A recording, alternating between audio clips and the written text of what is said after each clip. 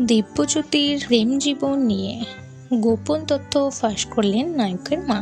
টলিপাড়ার অন্যতম জনপ্রিয় অভিনেতা দিব্যজ্যোতি দত্ত পর্দায় রোমান্টিক হিরো হলেও বাস্তব জীবনে নায়ক নাকি প্রেমের ক্ষেত্রে কাঁচা, এমনটাই দাবি করলেন দিব্যজ্যোতির মা।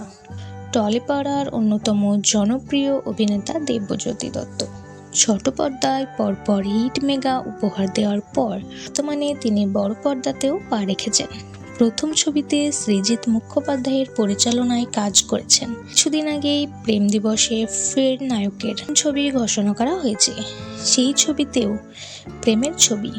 পর্দায় রোমান্টিক হিরো হয়ে তাকে বারবার ধরা দিতে দেখা গেলেও বাস্তব জীবনে নাকি প্রেমের ক্ষেত্রে কাঁচা, এমনটাই দাবি করলেন অভিনেতার মা।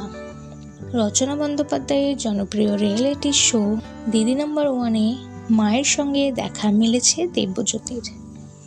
মঙ্গলবার জি বাংলায় পর্দায় সম্প্রচারিত হবে বিশেষ এপিসোড। এখানে নায়কের মাকে বলতে শোনা গিয়েছে, ওর মধ্যে কোনোদিনই ম্যাচুরিটি আসেনি, কোনো গার্লফ্রেন্ড জোগাড় করা ওর পক্ষে সম্ভব নয়, এত বছরেও যখন পারেনি আর পারবেও না। তা শুনে দিব্যজ্যোতি বলে, সব কথা বলতে নেই সব জায়গায়। মা ছেলের এই কথোপকথন শুনে সঞ্চালিকা হেসে ফেটে পড়েন। সঙ্গত দিব্যজ্যোতির কাজের পাশাপাশি তার প্রেম জীবন বারবারই উঠে এসেছে চর্চায়।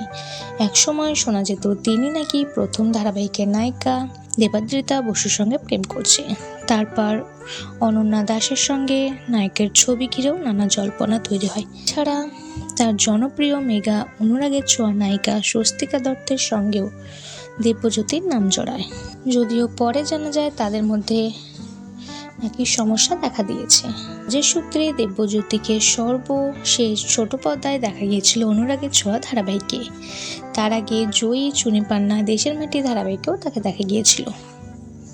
এছাড়া গত বছর শেষের দিকে সৃজিত মুখোপাধ্যায়ের লৌহ গৌরঙ্গের নামরে তিনি গৌরঙ্গের ভূমিকায় অভিনয় করেছিলেন।